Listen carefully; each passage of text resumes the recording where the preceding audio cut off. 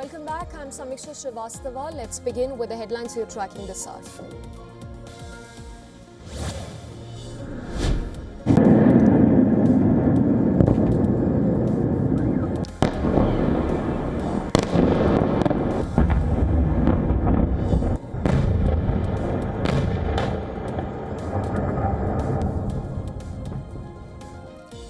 Russia launches massive overnight attack on Ukraine, firing 656 drones and 73 missiles that killed at least 11 people, while Kiev says it intercepted most of the projectiles. Moscow claims strike targeted military-industrial complex.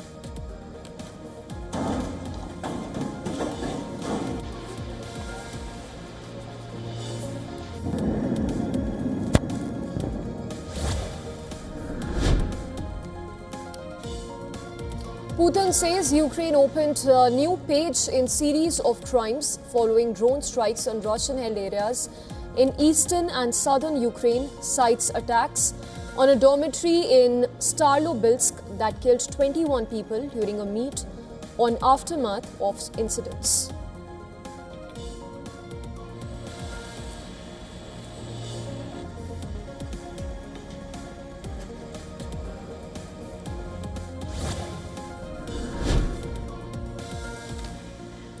Several Israeli officials slammed Prime Minister Netanyahu for cancelling planned strikes on Beirut. After urging from President Trump, National Security Minister Ben Gvir says Netanyahu should be willing to say no to the US president when needed.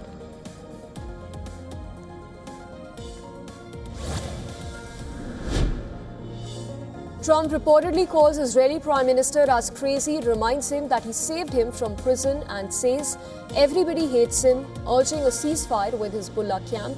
Later terms the call very productive and says no troops would go to Beirut.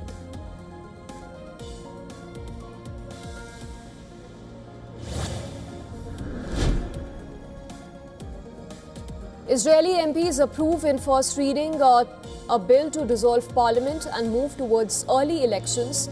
Proposal backed by 106 of 20 members of Knesset still needs 2 more approvals to become law. Israel is due to hold elections by 27th of October.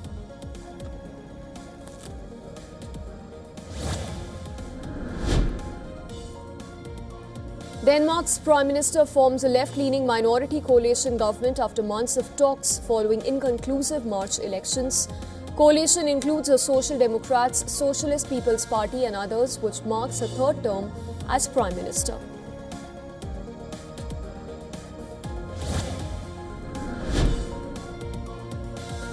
Massive fire breaks out at a central market in Jakarta, sending thick black smoke into air and prompting major firefighting operations. Fire department says blaze is extinguished after hours of efforts. 3 people are injured in the incident.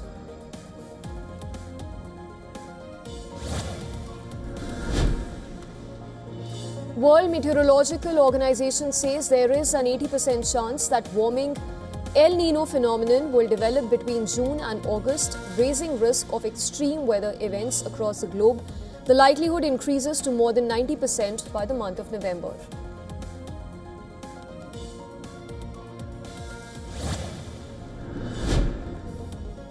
Foreign investors' net equity investments in India have dropped to a near-decade low of about $77 billion, which is the weakest since 2016.